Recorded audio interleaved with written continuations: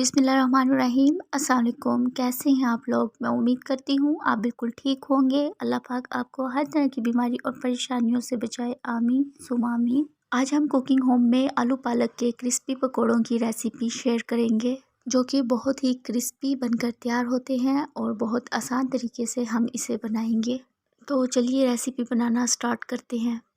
तो यहाँ पर हम बोल लेंगे और बोल में हम पालक ऐड करेंगे। पालक को मैंने इसकी स्टिक हटाकर इसके पत्तों को इस तरह से कट कर लिया था और इसको अच्छे तरीके से वॉश कर लिया था, क्योंकि पालक में बहुत ज़्यादा मिट्टी होती है, तो इसको वॉश अच्छे तरीके से कर लीजिएगा। और एक मीडियम साइज़ की प्याज मैंने बारीक कट कर ली, इसको हम इसमें ऐड करेंगे। और एक मीडियम साइज़ का आलू, इसको भी मैंने बारीक कट कर लिया, इसको हम इसमें ऐड करेंगे। और 3 हम हरी मिर्च लेंगे, इसको बारीक कट कर लेंगे, इसको भी इसमें ऐड करेंगे। हरी मिर्च आप कम या ज़्यादा डाल सकते हैं अपनी पसंद से।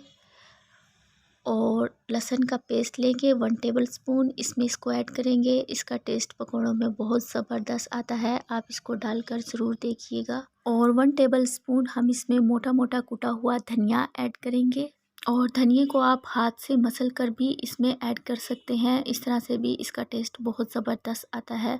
और 1 टीस्पून हम इसमें भुना कुटा हुआ ज़ीरा ऐड करेंगे। और जब आप ज़ीरे को ड्राई रोस्ट करके इसमें ऐड करते हैं ना, तो टेस्ट बहुत ही ज़बरदस्त आता है। और हाफ़ टी स्पून हम इसमें कुटी हुई लाल मिर्च ऐड करेंगे। और हाफ़ टेबल स्पून हम इसमें नमक ऐड करेंगे। नमक आप अपने टेस्ट के हिसाब से कम या ज़्यादा कर सकते हैं। हाफ़ टी स्पून हम इसमें हल्दी पाउडर ऐड करेंगे। हाफ़ टी स्पून लाल मिर्च का पाउडर ऐड करेंगे। और 1/4 टीस्पून आप इसमें अजवाइन ऐड कर दीजिएगा। मैंने इसमें अजवाइन 1/4 टीस्पून ऐड की है, शायद वो शूट नहीं हो पाई। और इन सब इंग्रेडिएंट को अच्छे तरीके से वेजिटेबल में मिक्स कर लीजिएगा। और अब हम इसमें बेसन ऐड करेंगे। 3 टेबलस्पून हम इसमें बेसन ऐड करेंगे।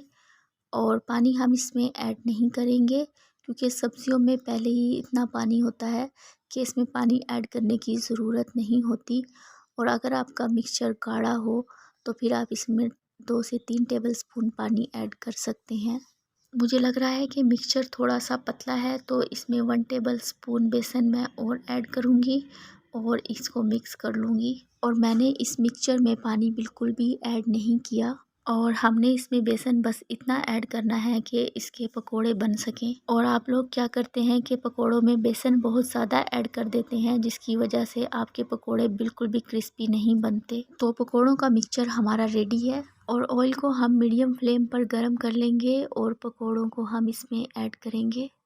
और ऑयल हमारा ना तो बहुत ज़्यादा तेज़ गर्म होना चाहिए और ना ही कम। अगर ये तेज़ गर्म हुआ तो सारे पकोड़े जल जाएंगे, और अगर ये कम गर्म हुआ तो पकोड़े ऑयल को अब्सॉर्ब कर लेंगे। और पकोड़े डालकर हमने इसकी साइड को 1 मिनट के बाद चेंज करना है। और अगर आपने इनको फ़ौरन ही डालकर हिलाना शुरू कर दिया तो ये टूट सकते हैं। तो कुछ टिप एंड ट्रिक हैं जिनको आप फॉलो कर कर पकौड़े बनाएंगे तो आपके पकौड़े बहुत ही क्रिस्पी और ज़बरदस्त बनकर तैयार होंगे। और जब आपके पकौड़े एक साइड से पक जाएं तो फिर आपने इसी साइड को चेंज करना है। और जब ये दूसरी साइड से भी पक जाएं तो आपने इन्हें गोल्डन क्रिस्प होने तक फ्राई करना है। और जब ये अच्छे तरीके से गोल्डन क्रिस्प हो जाएं तो फिर हम इन्हें निकाल लेंगे। और सेम मेथड हम इसी तरह से सारे पकौड़ों को तैयार कर लेंगे।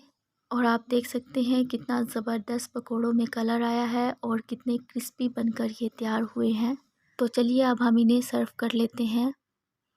बहुत ही ज़बरदस्त ये पकोड़े बनकर तैयार होते हैं। आप इन्हें इस तरह से एक बार ज़रूर ट्राई कीजिएगा। आई होप आपको मेरी रेसिपी पसंद आई होगी। वीडियो पसंद आए लाइक कमेंट सब्सक्राइब कर दीजिएगा। दुआओं में याद रखिएगा। अल्लाह हाफिज़।